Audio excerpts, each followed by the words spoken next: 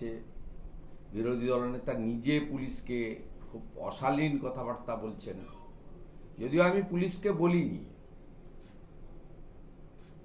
কলকাতার নগরপাল, যিনি একটা কুখ্যাত আইপিএস, অবিভক্ত পশ্চিম মেদিনীপুর জেলায় এসপি থাকার সময় যৌথ বাহিনীকে ব্যবহার করে সুশান্ত ঘোষ, দীপক সরকারদেরকে সাথে নিয়ে গোটা জঙ্গলমহল এলাকায় কি অত্যাচার করেছেন 2009-10-11 আগে পর্যন্ত। উনি ওই সময়কালে সিপিএম এর ব্লু আইড বয় ছিলেন এবং এসপি ছিলেন মনোজ বার্মা। আদিবাসী ছেলেগুলোকে মান্ডি, হাঁসদা, সোরেন, মুর্মু, মাঝি, সিং, টুডু এবং মাহাতোদের, কুর্মী মাহাতোদের, তাদের সকলকেই জনসাধারণের কমিটি এবং মাওবাদী তকমা দিয়ে তুলে এনে মারতেন। ওনারও একটা আয়না ঘর ছিল কলাইকুণ্ডা পুলিশের বিট হাউসে। আমি লালগড়ে, ধরমপুরের, রামগড়ের, বেলাটুকুরির বহু ছেলেকে আমার বাড়িতে রেখেছিলাম মনোজ বার্মার থেকে আড়াল করে। তো এই কুখ্যাত লোকটি সেদিনকে অভয়ার মায়ের উপরে যে অত্যাচার করিয়েছেন, ওখানে না ছিল জল কামান, আরেকজন মিলাদ খালিদ মিরাজ না কি নাম আছে, তিনি বলছিলেন 350-400 লোক নাকি মিছিলে ছিল। আমি গুনতে জানি না, অঙ্কে হয়তো আমরা কাঁচা। এই ধরনের বায়াস্ড কথাবার্তা, পলিটিক্যাল কথাবার্তা আপনারা লাগাতার দেখেছেন এবং শুনেছেন। আমি আজকে পর্দা ফাঁস করব এই যে তথাকথিত শান্তনু সিনহা আর বিজিতেশ্বর রাউত যাদের পাঠিয়েছিলেন, শুধু পর্দা ফাঁস করব না, আপনাদের বিরোধী দলনেতা প্রমাণ রেখেই বলে, সময় নিয়ে করে কিন্তু প্রমাণ রেখেই বলে।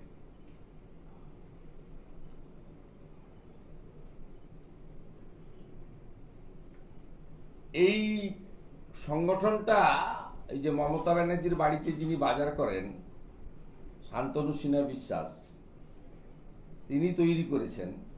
নামটা হচ্ছে পশ্চিমবঙ্গ পুলিশ আবাসিক মহিলা বৃন্দ, ভবানী ভবন, কলকাতা। কলকাতা পুলিশ এবং West Bengal police welfare committee এটা অর্গানাইজ করেছে।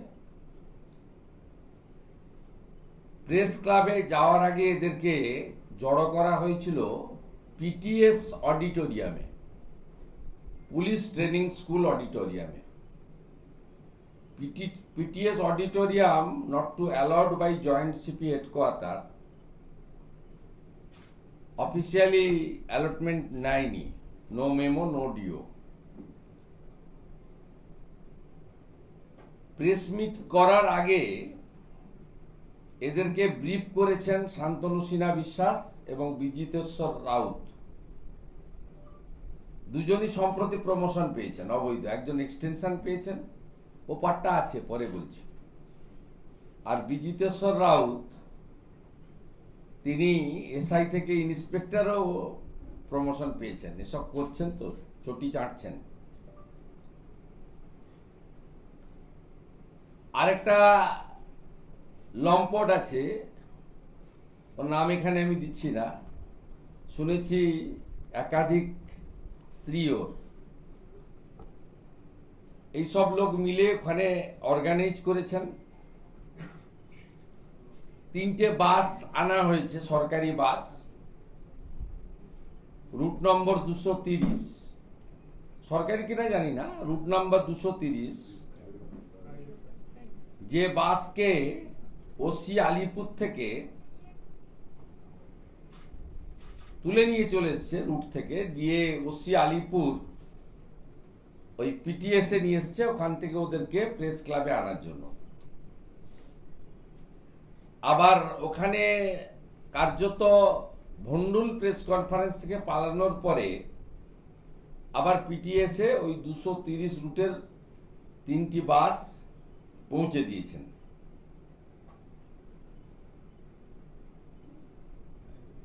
এবং একটি পুলিশের গাড়ি ব্যবহৃত হয়েছে, unofficial, issued by MTO PTS, যার নম্বর হচ্ছে WB04G9571। কলকাতা পুলিশের একটি গাড়ি WB04G9571। Police and police family are not entitled to press meet by মানে যা ওদের হ্যান্ডবুক আছে পিআরবি অ্যান্ড পিআরসি WBSR, এই অনুযায়ী এরা প্রেস কনফারেন্স করতে পারে না। ইতিমধ্যে আমার লয়ার নোটিশ দিয়েছে, 3 দিন অতিবাহিত হয়েছে।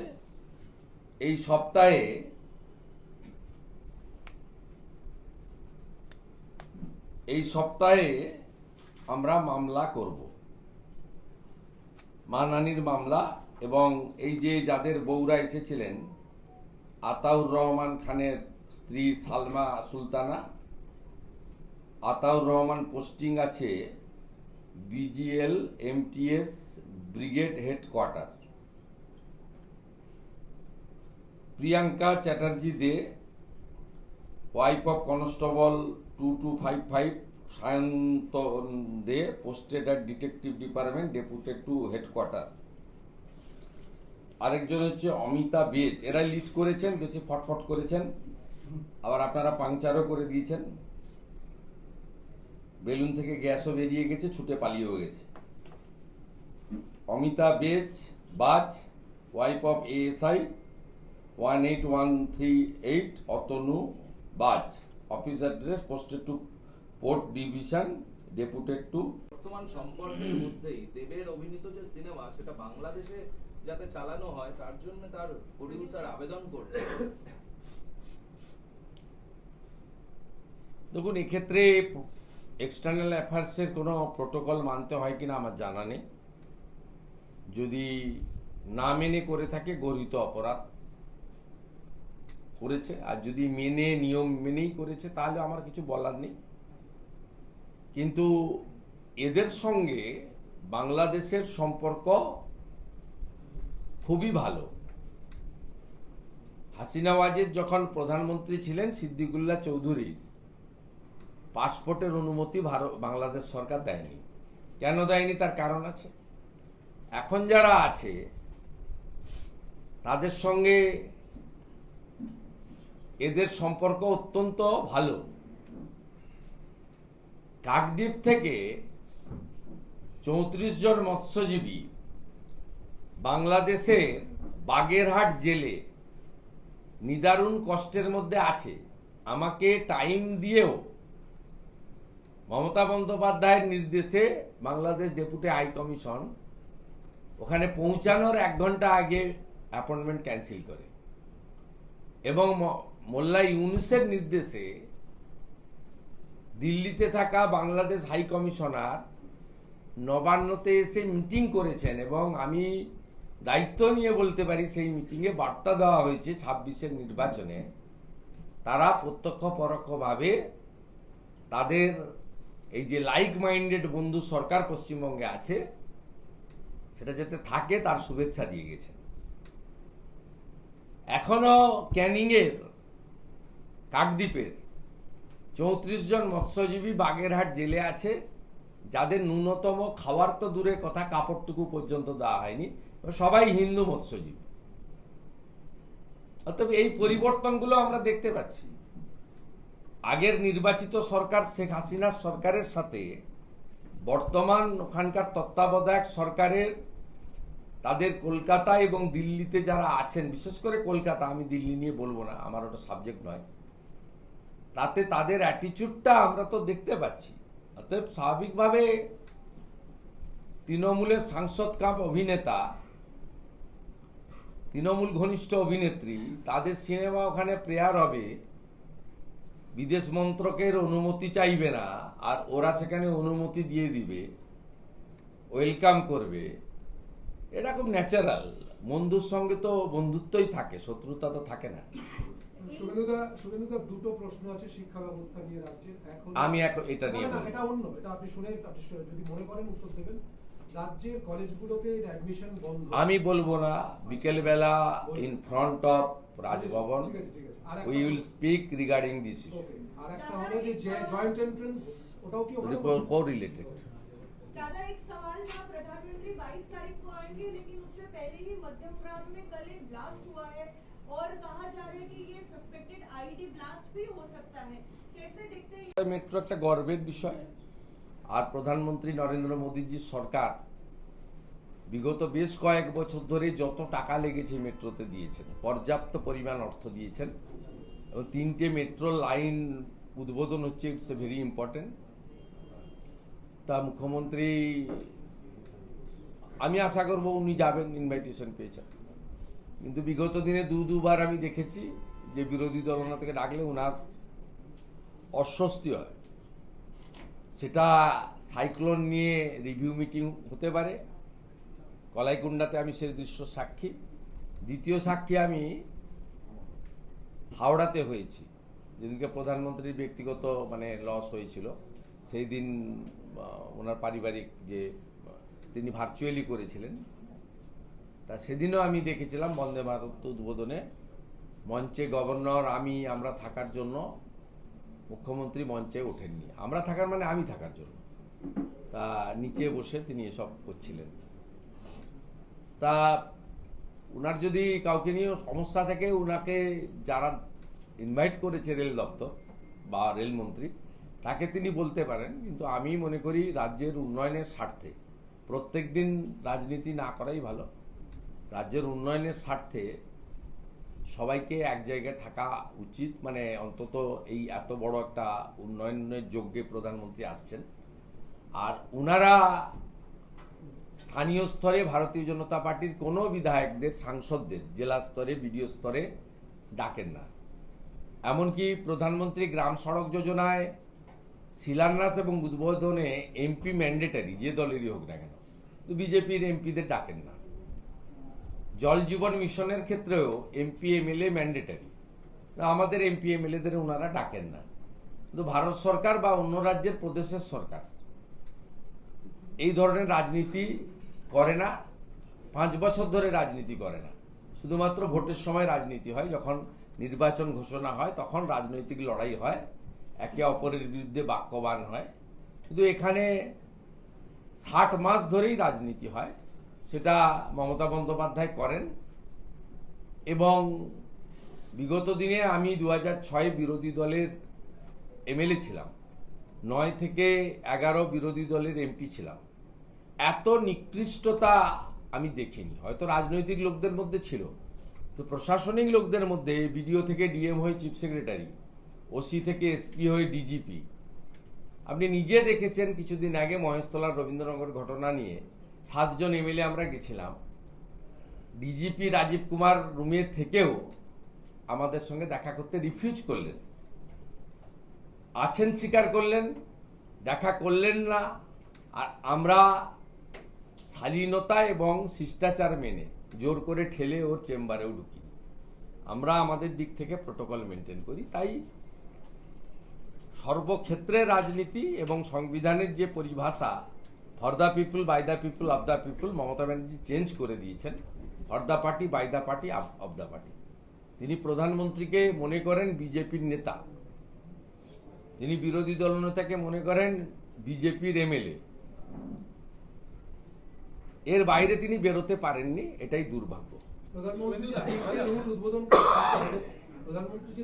না ভাই, আমার কাজ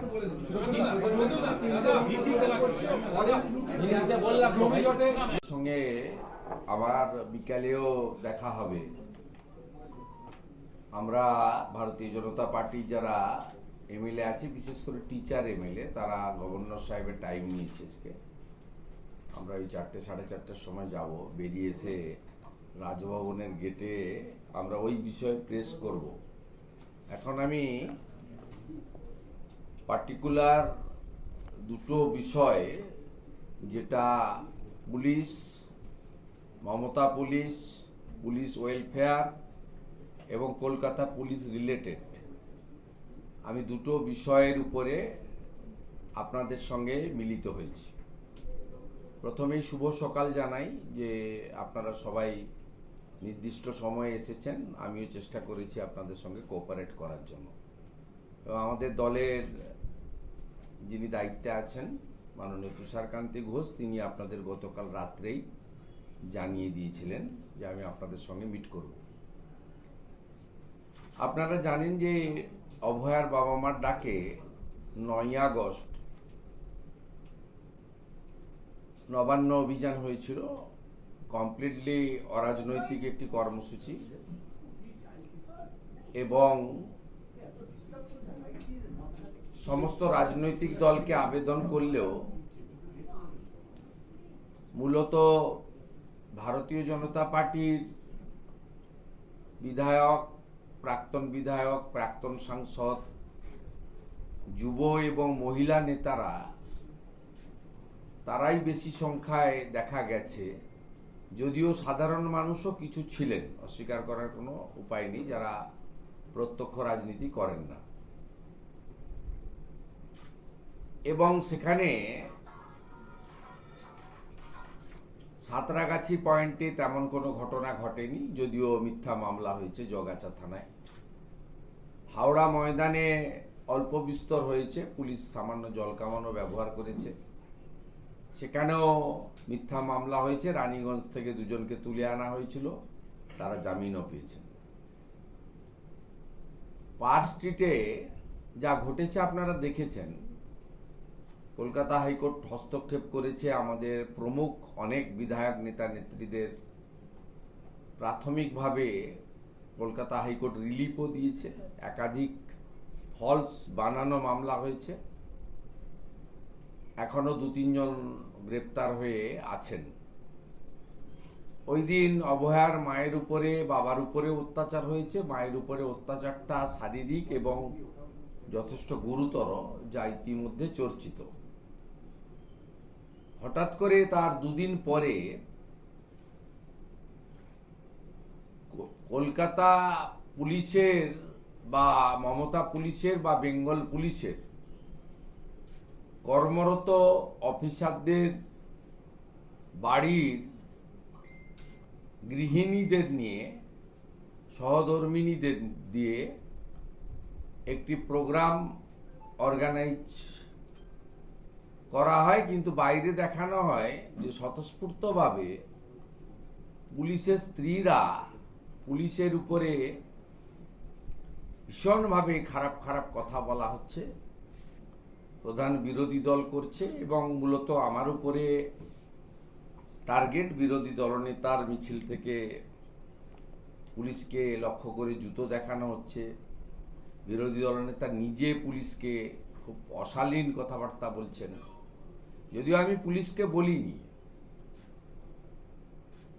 কলকাতার নগরপাল, যিনি একটা আমরা রাজ্যপাল মহোদয়কে লিখিত জানিয়েছি। আমার এই বিষয়টাই ছিল মূলত কলকাতা পুলিশ আর এই সহধর্মীদের কেলেঙ্কারি। শাসক দল তৃণমূল কংগ্রেস জাতীয় নির্বাচন কমিশনের যে সিদ্ধান্ত এসআইআর নিয়ে, সেটাকে চ্যালেঞ্জ করে কোর্টে মুভ করলো। অমৃতা সিনহা তিনি প্রশ্ন করেছেন যে এতে আপনারা ভয় পাচ্ছেন কেন, এফেক্টেড হচ্ছেন কেন, অন্য রাজনৈতিক দলগুলোর তো সমস্যা হচ্ছে না। তাদের বক্তব্য যে আমাদের, তাদের কি বক্তব্য তাদেরকে কাদাপাড়ায় গিয়ে জিজ্ঞেস করুন, আমাকে জিজ্ঞেস করছেন। কিন্তু এই যে কোর্টে যাওয়ার সিদ্ধান্তটাকে কিভাবে দেখছেন? শাসক দল কি ভয় এ পাচ্ছে? প্রথম থেকেই যাচ্ছে।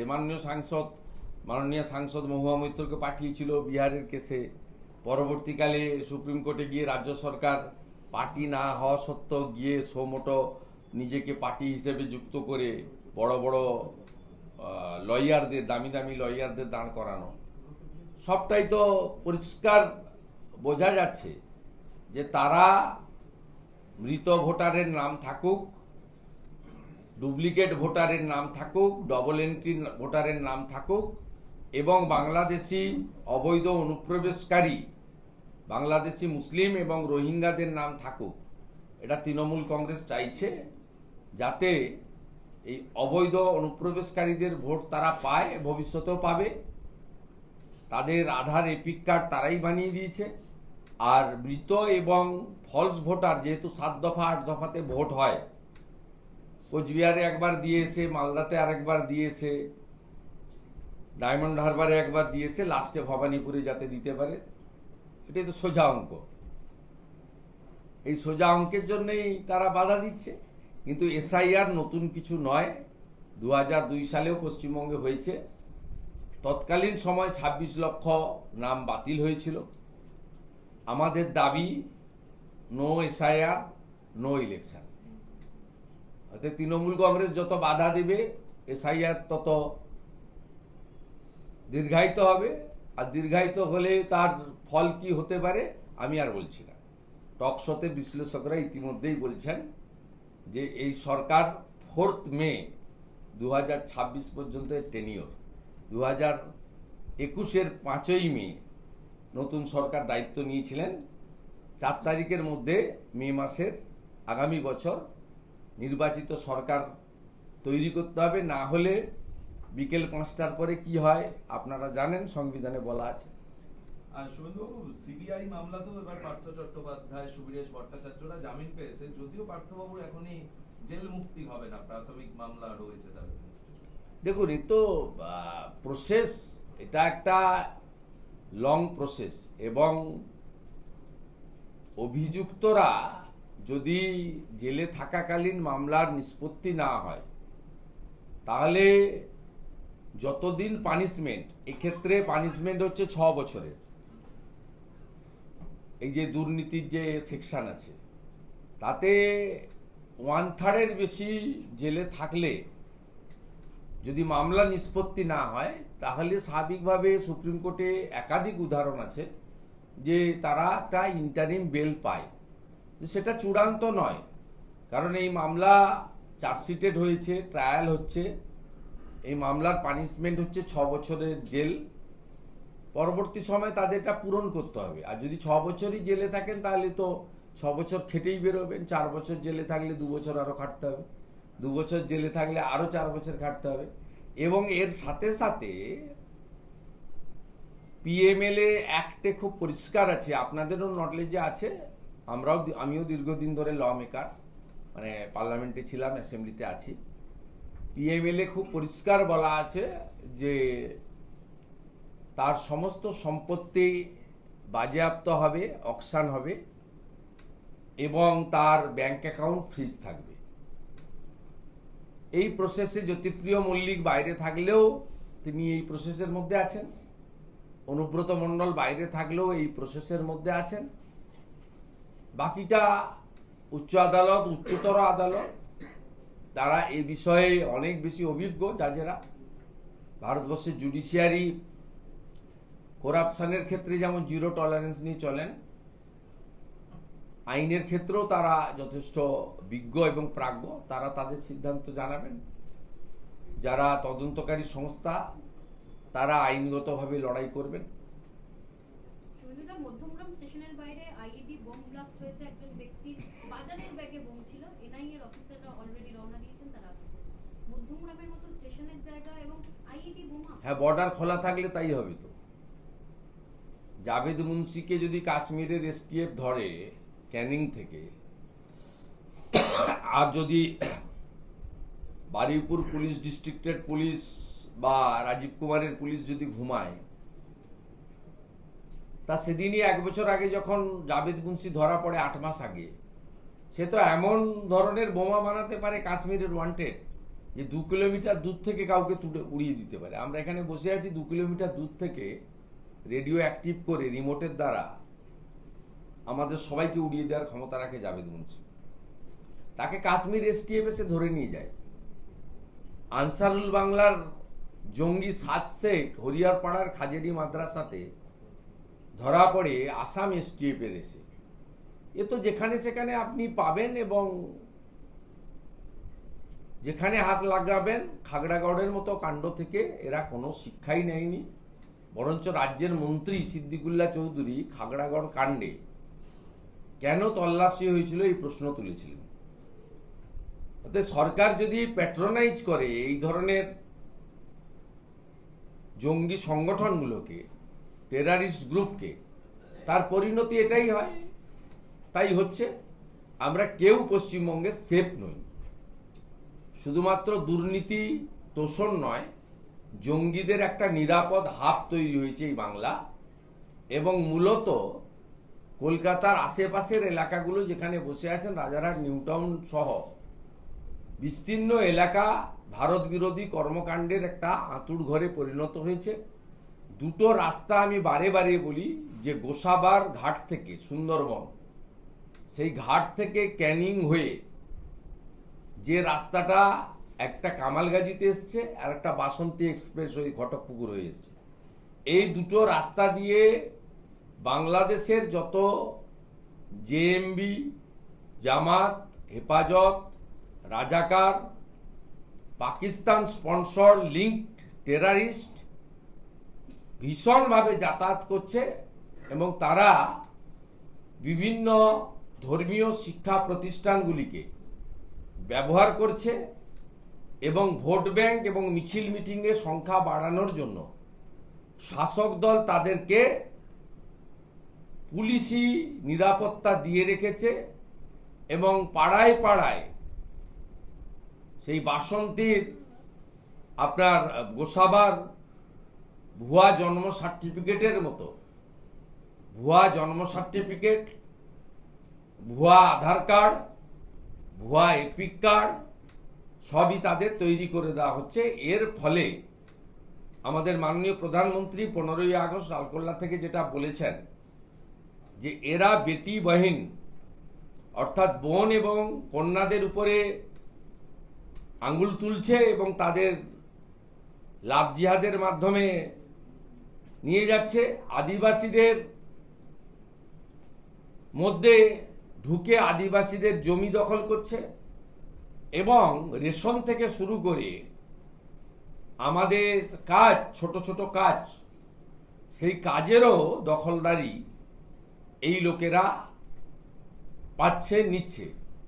এখান থেকে কিছু দূরে আপনি যদি বাগুইহাটির কাছে ঘুনিতে যান, ব্রিটিশের আমল থেকে যে কলকাতা পুলিশ, যাকে লন্ডনের পুলিশের সঙ্গে তুলনা করা হতো, নগরপালের বিশেষ বিশেষ তার পদের মর্যাদা ছিল, এইরকম একটা টেন্টেড লোককে, যাকে 5 বার ইডি ডেকেছে শান্তনু সিনহা বিশ্বাস, এখনো ডাকছে। এনআরআই কোটাতে যে স্ক্যাম হয়েছে, ফলস এনআরআই কোটাতে যে মেডিকেল অ্যাডমিশন বিভিন্ন মেডিকেল কলেজে, তার মধ্যে শান্তনু সিনহা বিশ্বাসের ছেলেও আছে। চেপে চুপে রাখলে তো হবে না, তথ্য তো আমাদের কাছে আছে। এনআরআই কোটাতে ঢুকিয়েছি ছেলেকে, সেগুলো তো ইডি দেখছে, আমি এখানে আর বলবো না, পরে দেখা যাবে। আপাতত বাড়িতে বাজার করেন বলে 30-8 অবসরের আগেই 2 বছরের এক্সটেনশন, 2 বছর থাকতে পারবে না, বিজেপি আসছে 6 মাস পরে। এর জন্য 8টা নতুন পোস্ট ক্রিয়েট করা হয়েছে ডিসি করার জন্য, এবং গত 1.5 বছরে উনি এই চিটিংবাজটা 3 বার প্রমোশন পেয়েছেন, শুধু মুখ্যমন্ত্রী পুলিশ মন্ত্রীর বাড়িতে বাজার করেন সেই সুবাদে। এবং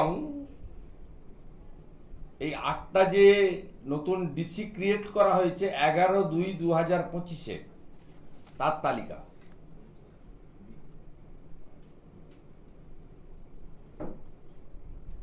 মুখে কোনো ভাষণ নেই, সব কাগজ কথা বলছে। এই যে 11/2/2025-এ 8টা ডিসি ক্রিয়েট করা হলো, 13/8/2025-এ ওনাকে 1.5 বছরে 3 বার প্রমোশন হলো, নতুন প্রমোশন হলো, করে ডিসি করা হলো 2 বছরের এক্সটেনশন দিয়ে।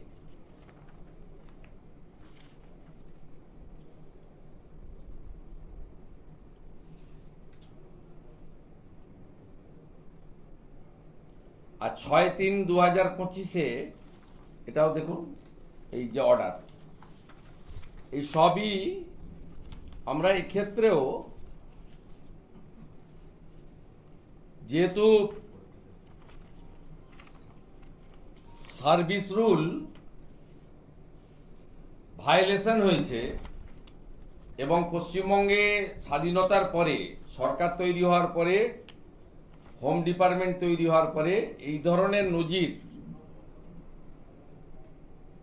ডাক্তার বিধানচন্দ্র রায় থেকে শুরু করে বা প্রথম মুখ্যমন্ত্রীর সময় থেকে শুরু করে মমতা ব্যানার্জি আসার আগে পর্যন্ত যে সময়কাল, সেই সময়কালে প্রথম মুখ্যমন্ত্রী বলুন, পরবর্তীকালে বিধানচন্দ্র রায় বলুন, অজয় মুখার্জি বলুন, সিদ্ধার্থ শঙ্কর রায় বলুন, জ্যোতিবাবু বলুন, কোনো নজির নেই এই ধরনের অবৈধ বেআইনি সিদ্ধান্ত গ্রহণ করা। এবং এটা মহামান্য রাজ্যপাল মহোদয়, দেখবেন সব অর্ডারগুলোই হয় রাজ্যপাল মহোদয়ের অনুমোদনে, কিন্তু প্র্যাকটিক্যালি এই ফাইলগুলো রাজভবনেও যায় না, রাজ্যপালের অনুমোদনও লাগে না। রাজ্যপালের নামে অর্ডার বেরোলেও অনেকে কনফিউজড হন, অনেকে বলেন রাজ্যপাল এই বেআইনি কাজে সই করলেন কেন। আপনাদের মাধ্যমে তাদের জ্ঞাতার্থে জানাই এই ধরনের ফাইল রাজভবনে যায় না এবং রাজ্যপাল মহোদয়ের অনুমোদনও লাগে না, কিন্তু সব অর্ডার এই গভর্নর হ্যাজ প্লিজ টু বলে লেখা হয়। এটা একটা প্রথা, কনভেনশন, এটাও ক্লিয়ার করে দিতে চাই। তাই এখানে honourable his excellency governor of West Bengal এর কোনো রোল নেই, কিন্তু যেহেতু সাংবিধানিক প্রধান তাই তাকে আমরা লিখিত কমপ্লেন করেছি।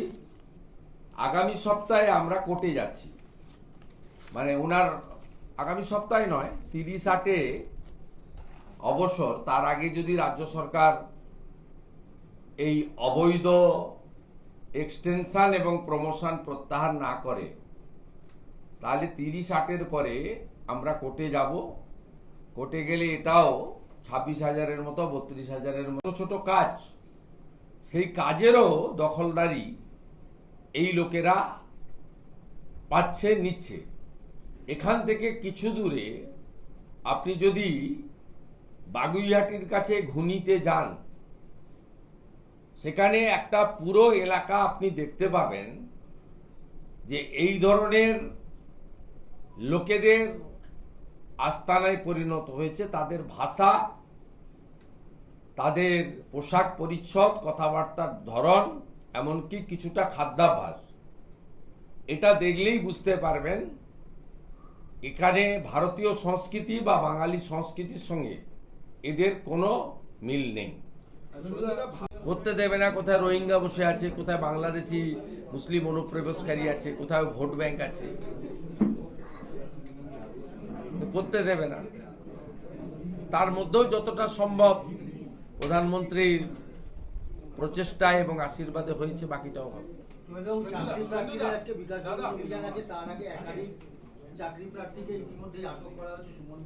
এখানে এমার্জেন্সি না বললেও কার্যত এমার্জেন্সি। গতকাল মিথ্যা অডিও প্রকাশ করেছেন, আজকে সুমনের বাড়ি কাল ভোর রাত্রি থেকে চলছে অত্যাচার, মগরাহাট থানায় তাকে তুলে নিয়ে গেছেন। কলকাতা হাইকোর্ট এর আগেই তাকে প্রোটেকশন দিয়ে রেখেছিল যে তদন্তে কোঅপারেশন করবে, কিন্তু গ্রেপ্তার করতে পারবেন না। এইভাবে অগণতান্ত্রিকভাবে করছেন, এর ফল খারাপ হবে। এবং যে অ্যাডমিট কার্ডগুলো ওনারা ইস্যু করেছেন তার মধ্যে টেন্টেড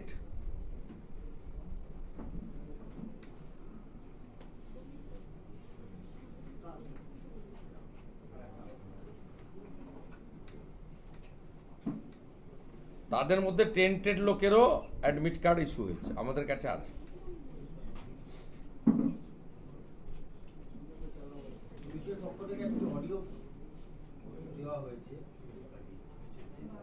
হ্যাঁ,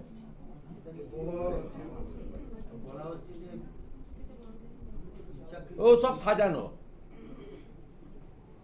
একটা মাতব্বর হয়েছে অনিস নাকি, বড় মাতব্বর পুলিশে রয়েছে, যত সব করে বেড়াচ্ছে এইসব করতে বলুন, আর 4-5 মাস তারপরে হবে। সব রাজ্যপাল মহোদয়কেও ফর্মালিটি জানিয়ে এটা ইনকোয়ারি করতে বলেছি, যেহেতু violation of the service rule. আর এই ছবিটা আপনাদের দেখাবো, তারপরে ভিডিওটা দেখাবো। ওরা আসার আগে বিজিতেশ্বর রাউত কি করে ব্রিফ করছিলেন, এই ছবিটাতে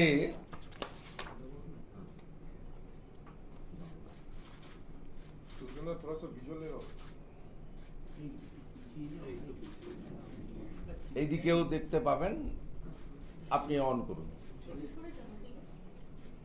বিজিতেশ্বর রাউত আর পিছনে ওই শান্তনু সিনহা দাঁড়িয়ে আছে, নাকে হাত না গোপে হাত।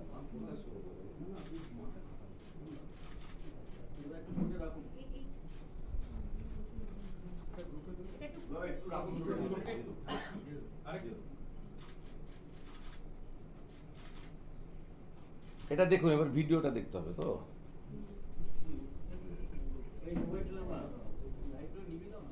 সাউন্ড পুরো লাইট নেবেন, সাউন্ড কই? সাউন্ডটাকে অফ করা আছে। ওকে দাও, ওকে দাও, যে চালাচ্ছে।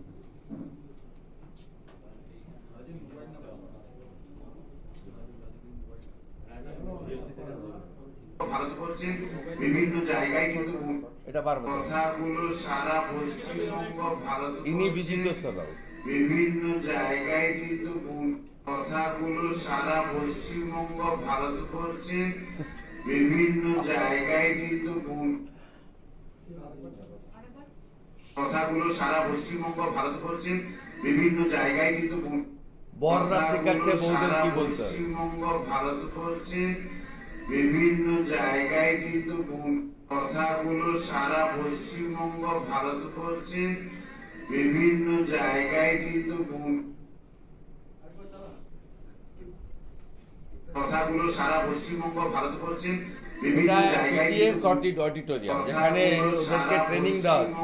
ভারতবর্ষের বিভিন্ন জায়গায় কিন্তু কথা কলকাতা পুলিশের গাড়ি।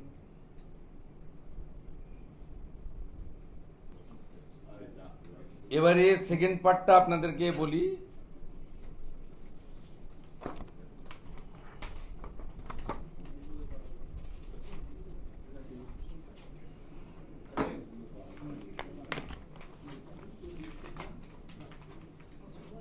এই যে 21শে জুলাই ডিমভাত উৎসব হয়েছিল, তাতে পুলিশ ওয়েলফেয়ার বোর্ড, এটা সরকারি সংস্থা, কোনো পার্টির নয়, তাদের এই যে টি শার্ট, এই পুলিশ পশ্চিমবঙ্গে নির্বাচন করবে না এই পুলিশ নারী নিরাপত্তা দেবে? 21শে জুলাই দেখুন।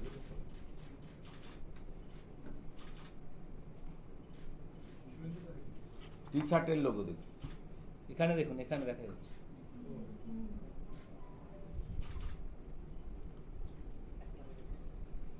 এইটা পরে ডিউটি করছে 21শে জুলাই। এদের বেতন কি তৃণমূল কংগ্রেসের পার্টির ফান্ড থেকে দেওয়া হয়, না আমার আপনার ট্যাক্সের টাকা থেকে দেওয়া হয়? কোনো রাজ্যে পাবেন না এইভাবে রাজনীতিকরণ। যেটা ইম্পর্টেন্ট আপনাদেরকে বলি, সেটা হচ্ছে এই যার কথা বহু চর্চিত, যাকে নির্বাচন কমিশন ভোট এলেই শুধু সরায় তা নয়, 21-এর নির্বাচনে কোচবিহারে পাঠিয়ে দিয়েছিল, যদি ওখান থেকে যা অপকর্ম করার করেছেন। এই শান্তনু সিনহা বিশ্বাস, একে একটা এক্সটেনশন রাজ্য সরকার দিয়েছেন, 2 বছরের এক্সটেনশন দিয়েছেন। এটা হচ্ছে এক্সটেনশনের অর্ডার, এবং এই অর্ডারটা ইস্যু হয়েছে যেদিন এই অপকর্মটা করেছে সেই দিনই হয়তো, বা তারপরের দিন, 13/8/2025। ওনার রিটায়ারমেন্ট ছিল 30/8/2025 এবং একটু আগে বিজিতেশ্বরের কথা বলেছি, যিনি বলছেন গোটা ভারতবর্ষে, গোটা পশ্চিমবঙ্গে পুলিশের বউদেরকে এমনভাবে করতে হবে যাতে ছড়িয়ে পড়ে। এটা পিটিএস অডিটোরিয়ামের মধ্যে ওদের লোকরাই ছবি তুলে আমাদের পাঠাচ্ছে, মানে ওখানে আমাদের ঢোকার কোনো স্কোপ নেই, আপনাদেরও ঢোকার স্কোপ নেই। 8টা নিউ পোস্ট ক্রিয়েট করা হয়েছে শুধু শান্তনু সিনহা বিশ্বাসকে ডিসি করবে বলে। আপনি ভাবতে পারেন এই 14 বছর, 14.5 বছর, 14 বছর 4 মাস এই পুলিশ মন্ত্রী ব্রিটিশের আমল থেকে যে কলকাতা পুলিশ, যাকে লন্ডনের পুলিশের সঙ্গে তুলনা করা হতো, নগরপালের বিশেষ বিশেষ তার পদের মর্যাদা ছিল, এইরকম একটা টেন্টেড লোককে, যাকে 5 বার